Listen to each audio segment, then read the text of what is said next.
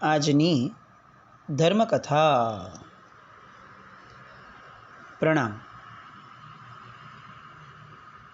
ધર્મકથા અંતર્ગત હેમરાજ શેઠ અને એમના મિત્ર શેરશાહ, એ બંનેનો જે એક બહુ નાનકડો સમયગાળો આ દેશની અંદરમાં, આ દેશના રાજકારણમાં વીત્યો, કે જેની નોંધ બહુ અલગ રીતે લેવાની છે અથવા નથી લેવાની, એને ઉજાગર કરવાનો આપણે એક પ્રયાસ કરીએ છીએ. 2-4 દિવસ પહેલાં આવી વાત થઈ હતી કે આપણે અત્યારે ઓનલાઈન સર્ફ કરીએ અને વિક્રમાદિત્ય હેમુ અથવા હેમરાજ ટાઈપ કરીએ તો હેમુનો જે વિકિપીડિયાની અંદરમાં આખો આર્ટિકલ છે એમાં એને એક બ્રાહ્મણ તરીકે દર્શાવવામાં આવ્યો છે. આની પહેલાં પણ આપણે આ વસ્તુની વાત થઈ હતી જ્યારે સમ્રાટ સંપ્રતિનું લેતા હતા ત્યારે ચરિત્ર, કે સમ્રાટ અશોક પાછળથી ચોક્કસપણે બૌદ્ધ ધર્મી હતો, પણ એ પૂર્વે જન્મે એ જૈન મતને માનનારો હતો. લગ્ન સુધી જૈન ધર્મને બહુ જ વ્યવસ્થિત રીતે માનનારા હતા. ઇવન પાછળથી પણ જૈન ધર્મ માટેનો સદભાવ, જૈન ધર્મ માટેની એમની સંરચનાઓ, સ્તૂપો, આ બધું ઘણું બધું બનાવ્યું હતું. પણ આપણે એ દિશામાં બહુ અધૂરા રહ્યા. ક્યારેક ખરેખર એવું લાગે કે આપણી આગળ આપણું યુવાધન, આપણી પ્રજા આટલું બધું નેટ વાપરતી હશે, સમૃદ્ધ પ્રજા છીએ આપણે, આપણને બધાને આવો વિચાર કેમ નહીં આવતો હોય કે ચાલો આપણે આપણા જૈન ધર્મ માટે કોઈ નવું ઊભું કરવાની વાત નથી. જૈન ધર્મનું જે જૂનું આપણા વડવાઓ કરી ગયા છે, કમસે કમ એને તો નેટ ઉપર એવી રીતે મૂકીએ કે જેના કારણે ભવિષ્યની અંદરમાં જે નેટ સેવી વર્ગ આવવાનો જ છે, આખી પ્રજા જનરેશન આવવાની છે, જે અત્યારથી ઓલરેડી સ્ટાર્ટ થયેલી છે, એને એક આલંબન રહે. આપણી પાસે આટલી બધી વિરાસતો છે, ખબર છે કે પુસ્તકો લગભગ હવે ઓછા લોકો વાંચે છે, તો એનો વિરોધ છે, પણ એનો વિકલ્પ આપવાનો કોઈને વિચાર નથી. આમ દરેક વસ્તુ માટે આપણે રાહ જોતા હોઈએ કે કોઈક બહુ મોટી વ્યક્તિ આવશે, બહુ મોટું આંદોલન જગાડશે, વર્ષો વીતી જશે, પછી એ કાળ ધર્મ પામી જશે, પછી આપણને રિયલાઇઝ થશે કે એ હોત તો કેટલું સારું થાત, જો એ હોત તો આવું પણ થયું હોત, આવું પણ થયું હોત. કેમ આવું? એક વ્યક્તિ જૈન કુળમાં જન્મેલો, એ કંઈક અલગ શક્તિ લઈને જન્મેલો છે. પુરુષ પ્રધાન ધર્મ છે. અહીંયા પુરુષને એક અપેક્ષાએ આત્મા ગણ્યો. જે ધર્મ આત્માની પ્રધાનતાવાળો હોય, એ ધર્મ આત્માની અનંત શક્તિની પ્રધાનતાવાળો પણ હોય. એ ધર્મ એવું શીખવાડતો જ હોવો જોઈએ કે ભાઈ તમારામાં અનંત શક્તિઓ પડેલી છે, ચાલો આપણે આપણા શાસન માટે એમાંની અનંત શક્તિમાંની કેટલીક શક્તિઓ એને વાપરીએ.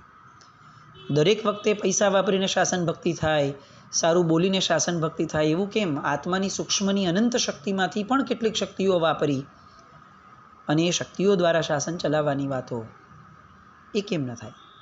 કેમ આપણે આવા બધા મહાપુરુષોના ચરિત્રોને ઓનલાઈન મૂકતા જઈએ, અલગ અલગ આર્ટિકલ્સ દ્વારા, અલગ અલગ જગ્યાઓએ આપણા તીર્થોનો ઇતિહાસ, આપણા વડવાઓનો ઇતિહાસ કેટલો જબરદસ્ત. આજે આપણે એમ વિચાર કરવા બેસે કે સાવ વગર કારણે કોઈ પણ જાતના આશય વિના, એટલે મેજર આશય વિના ધર્મકથાઓ શરૂ કરી હતી કે એમ કોઈ મહાપુરુષોના ચરિત્રો લેશું. આજે 1200-1300 ધર્મકથા સુધી આપણે પહોંચ્યા અને હજી એવું લાગે કે આપણે તો એક ટીપુ પણ આપણે અડ્યા નથી જૈન શાસનના પૂર્વજોનું. તો આવી જબરદસ્ત પૂર્વજોની પરંપરા એને ભવિષ્યની પેઢી સુધી પહોંચાડવા માટેની આપણી મહેનત કેટલી, એ વિચારણા કરવા જેવી છે. ફક્ત વિરોધો કરવાથી કોઈનું પેટ ભરાવાનું નથી.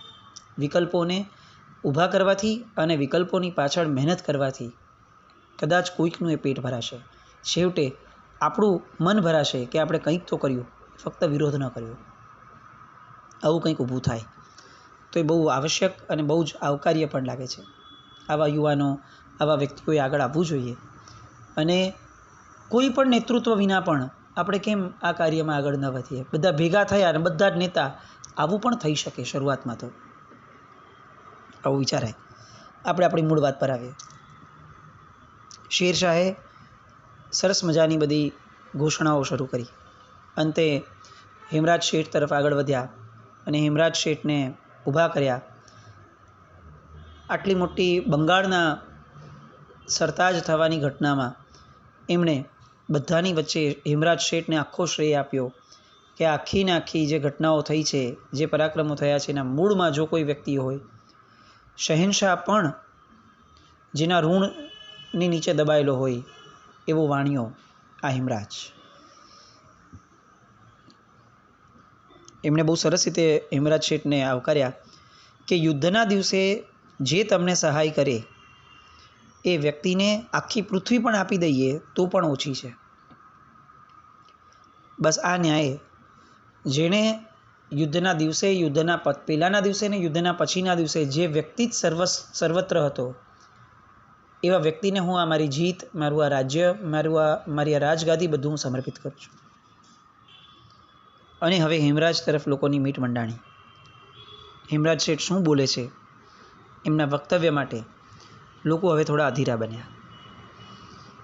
જૈન મતથી જેનું મન વાસિત થયું છે, જેના પર્યાયની અંદરમાં પરમાત્માના શાસનની રક્ષા માટે યુદ્ધ કરવાનું આવ્યું હોય એ વસ્તુ અલગ છે, પરંતુ જેનો મૂળભૂત પર્યાય એ ઓલો ટેમ્પરરી પર્યાય જેવો પૂરો થઈ જાય એવું તરત જ બહાર ડોક્યું કરીને આવી જાય એવો જૈન મતનો પર્યાય જેના મનમાં બેઠેલો હતો એવો આ વાણિયો હતો. એમણે બહુ સરસ રીતે વાત કરી કે મારે ફક્ત એટલું કહેવું છે કે આ રાજા, નવા રાજા અને આ પ્રજામાં પ્રગટેલું નવું જોમ, આ બંને દ્વારા આ દેશની અંદરમાં ઇમારતો, બાગ બગીચાઓ, મંદિરો, મહેલો, ફુવારા, જળાશયો વગેરેની રચનાઓ કરો. આ દેશને મુગલોએ જે ખંડેર જેવો બનાવી નાખ્યો હતો આપણી પોતાની સંસ્કૃતિથી, એ ખંડેરને સજીવન કરવા માટે આ રાજગાદી છે. આજે તોપોની દુનિયાની અંદરમાં વિચાર કરવા જઈએ તો આ મુગલો જે તોપો લાવ્યા એના કારણે આપણા કેટલા બધા કિલ્લાઓ ધરાશાયી થઈ ગયા. તો એનો અર્થ એ છે કે આપણા કિલ્લાઓને વધુ મજબૂત કરવા માટેની અત્યારે આવશ્યકતા છે. એને નવેસરથી પોલાદ જેવા બનાવવા જોઈએ. અને જે રીતે આ પહાડ પરના કિલ્લાઓને મજબૂત બનાવવા જોઈએ, એવી જ રીતે આ દેશમાં વસતા લોકોના મનને પણ પોલાદ જેવા મજબૂત બનાવવા જોઈએ. અને એ કામની અંદરમાં તમારા સૌનો સાથ મળે એ બહુ આવશ્યક છે. કારણ કે હું એવું સ્પષ્ટપણે માનું છું કે સાચી શહેનશાહત એ આદર્શ રાષ્ટ્રનું સર્જન કરવામાં છે. અને એની માટે જ આ રાષ્ટ્ર ઉપર, આ રાજગાદી ઉપર આપણે બેસવાની વાત છે. બાકી કોઈ સામ્રાજ્ય, ચક્રવર્તીપણું, રાજાપણું એ તો આમ પણ શાશ્વત રીતે કોઈનું ક્યાં ટક્યું છે અને કોઈને ક્યાં પ્રાપ્ત થયું છે, થવાનું પણ નથી. બસ એકમાત્ર ઈશ્વરની સત્તા એ ઉજાગર બને એવી રાજ્ય સત્તા, રાજ્યગાદી આપણને પ્રાપ્ત થાય, આવું આપણે ઈચ્છીએ અને આવું જ આપણે પ્રયાસની દિશા પકડીએ. બહુ ટૂંકામાં એમણે પોતાનું વક્તવ્ય પૂરું કર્યું.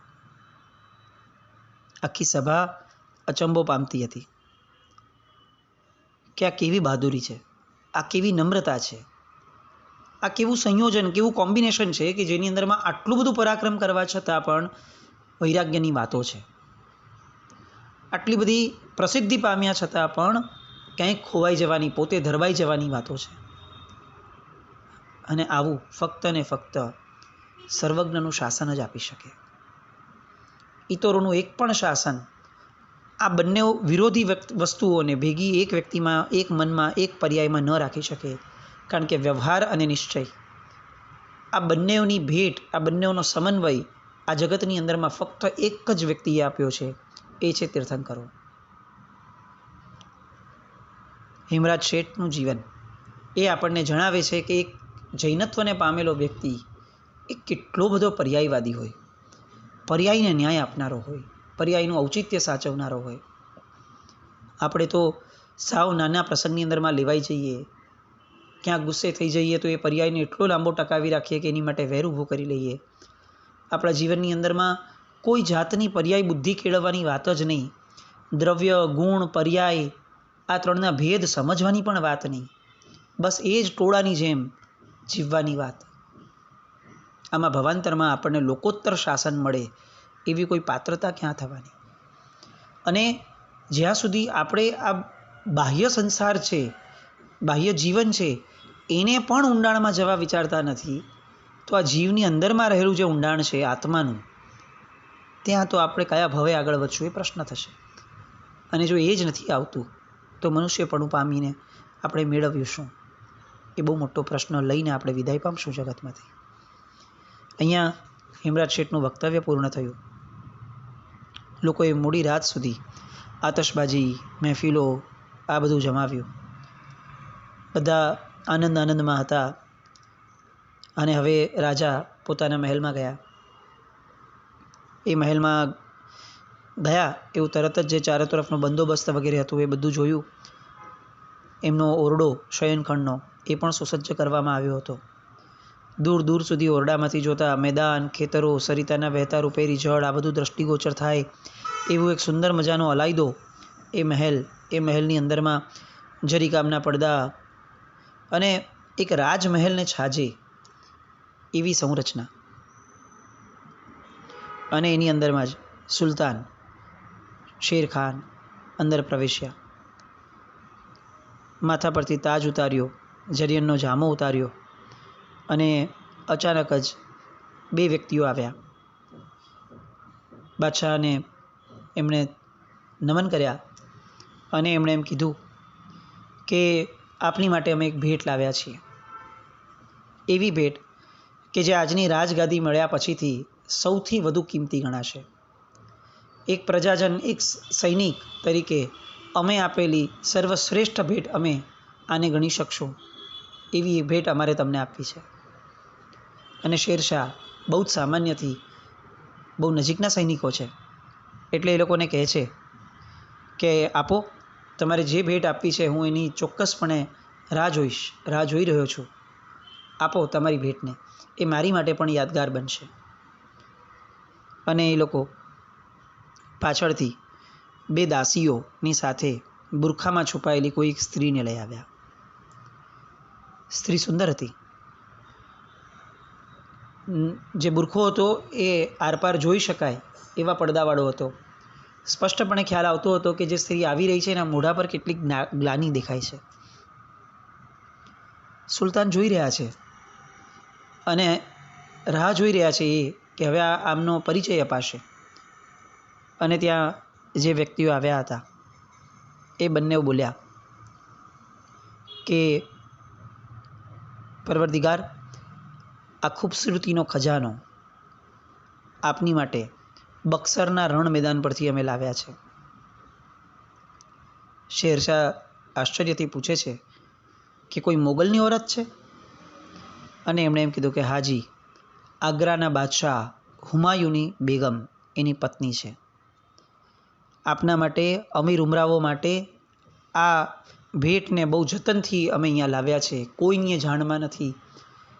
જ્યારે આખું તારાજીનું દ્રશ્ય સર્જાયું હતું, હુમાયુ પોતે ભાગી ગયો હતો, ત્યારે અમે લોકોએ હુમાયુને પકડવા માટે જ્યારે ત્યાં જદ્દોજદ્દ મહેનત કરતા હતા એ સમયે એને બાજુમાં એનું અંતેપુરની રાણીઓમાંથી આ એક એની પટરાણી જે કહી શકાય એવી રાણીને અમે પકડીને લઈ આવ્યા કે અમે શેરશાહને આ અર્પણ કરશું અને શેરશાહ ખૂબ ખુશ થઈ જશે.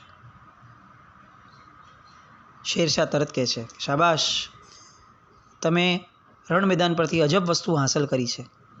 એક કામ કરો, તમે જેટલા લોકો આ લઈ આવ્યા છો ને એ બધા લોકો અહીંયા ભેગા થાવ. બધાને એવું લાગ્યું કે શેરશાહ હવે તો બહુ જ આનંદથી બધાને વખાણશે, એ લોકોનો આભાર માનશે અને આ બેગમને સ્વીકારી અને પોતે જે ભૌતિક સુખ મેળવવા છે તે મેળવશે. પણ આપણે બહુ જ આ સમ્રાટના નજીકના થઈ જશું, લાડકા થઈ જશું. બધા ગયા.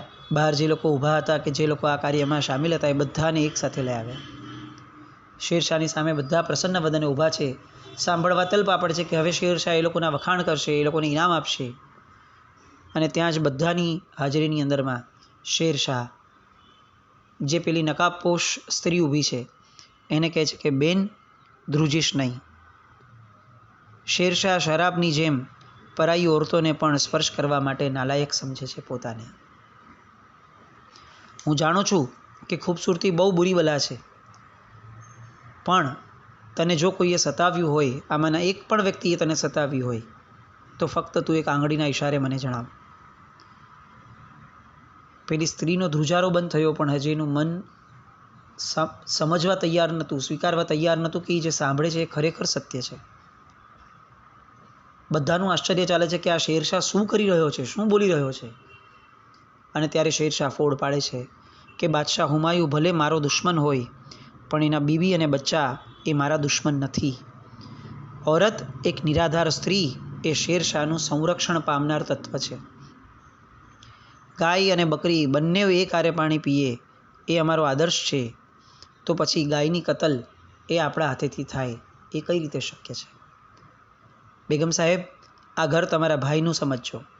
આવતીકાલે સવારે શાહી સવારો તમને આગ્રા સુધી બહુ જ સંરક્ષિત રીતે તમને પહોંચાડશે, બહુ માનભેર. અને આજની રાત તમે આ ખંડની અંદરમાં આરામ કરો. અને એમ કહી અને પોતે નીકળવા માટે બહાર નીકળે છે. બધા જ વ્યક્તિઓ સ્તબ્ધ થઈને, પૂતળા થઈને ઊભા છે.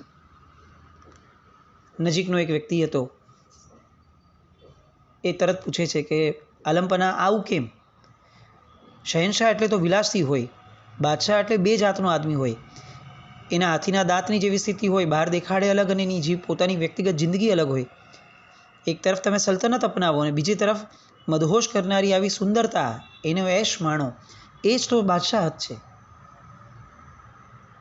અને સુલતાન બહુ જ વ્યવસ્થિત રીતે એ લોકોને સમજાવે છે કે આ રાજકાજનો પહાડ પહેલેથી કાળો હતો, પણ તમારા જેવા વ્યક્તિઓની વિચારધારાના ધુમ્મસથી એ વધારે કાળો બનશે.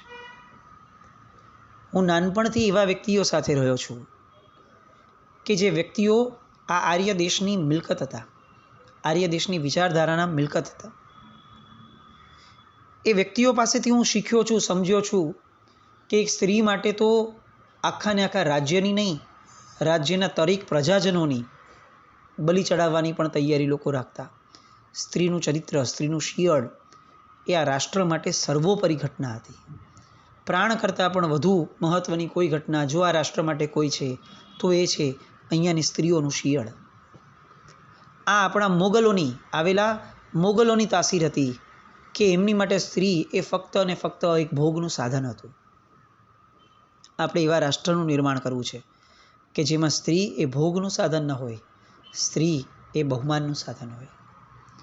જેમાં સ્ત્રીને ભોગવવા માટે ફક્ત એક વસ્તુ તરીકે એની હારે વ્યવહાર ન કરાય, જેમાં સ્ત્રીની સાથે એની ગરિમા જળવાય, એનું માન જળવાય, એનો રુતબો જળવાય, એને સંરક્ષણ મળે, એને એક પ્રકારની અંદરમાં હૂંફ મળે, એવું વર્તન થાય એવો આ દેશ છે. અને એવા દેશને ફરીથી આપણે નવસર્જિત કરવાનો છે. મારો મિત્ર હિમરાજ હંમેશા આવું કહેતો કે જે માણસ એક સ્ત્રીને માનભરી નજરથી નથી જોઈ શકતો, એ જગતમાં ક્યારેય પણ કોઈનું માન મેળવવા માટે લાયક નથી હોતો. જાહેર કરી દો આખા રાજ્યની અંદરમાં કે શહેનશાહ હરેક ઔરતને નેક નજરથી નિરખવાનો છે. એની જે જવાની છે ને એ એક દિવસ જવાની છે, એ માખણ જેવી છે, જેને જરાક આયુષ્યનો તાપ લાગશે એટલે પીગળી જવાની છે. એટલે તમે પણ હવે વિચાર કરો,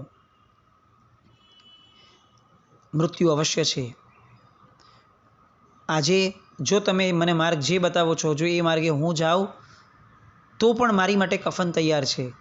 અને મારા મિત્રએ જે મને વાત કરી છે એ રસ્તે હું જાઉં તો પણ મારી માટે કફન તૈયાર છે. પણ એક પ્રશ્ન વિચારજો કે જો તમારા ગયેલા માર્ગે હું જઈશ તો મારી ખાક પર ધૂળ નાખનારા માણસો એ હકીકતની અંદરમાં ફક્ત ધૂળ વેરશે. પણ જો મારા મિત્રએ કીધેલા માર્ગ પર હું ચાલીશ, હું અલ્લાહે જે કીધું છે એવા નેક માર્ગ ઉપર ચાલીશ, તો મારી ખાકમાં ધૂળ મેળવવા એ બહુ મોટા મોટા મહાપુરુષો નહીં, આ જગતના દેવો પણ આવશે. ફિલસૂફીભરી વાતો અને બધાને કહે છે કે તમે આ પાપનું પ્રાયશ્ચિત કરજો, થોડા પાછા વળજો. તમને જે શાહી ઇનામની ઈચ્છા છે ને એ ઇનામ ચોક્કસ મળશે, પણ એની માટે હવે મનને બરોબર તૈયાર કરજો કે આજ પછી એક પણ સ્ત્રી માટે તમારી નજર ક્યારેય નબળી ન થાય. તમારું મન ક્યારેક કુવિચારમાં ના પડે. કોઈકને લાગતું હશે કે આપણે હેમરાજ શેઠ ને શેરશાહ ને આ બધા વિધર્મીઓની વાતો કેમ આટલી બધી ચગાવીને કરીએ છીએ, કેમ એમના યુદ્ધની વાતોને ધર્મકથા ગણીએ છીએ. આ કારણો છે કે એમના યુદ્ધ એ પણ ધર્મ માટે હતા. એમના યુદ્ધ પછીની પૂર્વ ભૂમિકા, પશ્ચાત ભૂમિકા, આ બધી ભૂમિકાઓ એ પણ ધર્મ માટે હતી. અને આપણા જીવન આજે એવા છે કે આપણો ધર્મ પણ ધર્મ માટે છે કે નહીં એ પ્રશ્ન છે. આ બધી વાતો એ ફક્ત આપણને શુરાતન ચલાવે એવું નહીં, એ આપણું ચરિત્રનું ઘડતર કરે. રાજા કેવા હોવા જોઈએ, નેતા કેવા હોવા જોઈએ, ઘરના મોભી કેવા હોવા જોઈએ, આપણી યુવા પેઢીના વ્યક્તિઓ કેવા હોવા જોઈએ. સ્ત્રીના માન વગર એક પણ રાષ્ટ્ર આજ સુધી ક્યારેય પણ લાંબુ ટકી શક્યું નથી, ઊંચું ઉઠી શક્યું નથી. આ રાષ્ટ્ર આજે જે ગરતામાં જઈ રહ્યું છે એ ગરતાથી અટકાવવાની જવાબદારી એ કોઈ મંત્રી, પ્રધાનમંત્રી કે રાષ્ટ્રપતિની નહીં, આ રાષ્ટ્રના દરેક વ્યક્તિની છે. બસ આપણે એ જવાબદારી નિભાવીએ.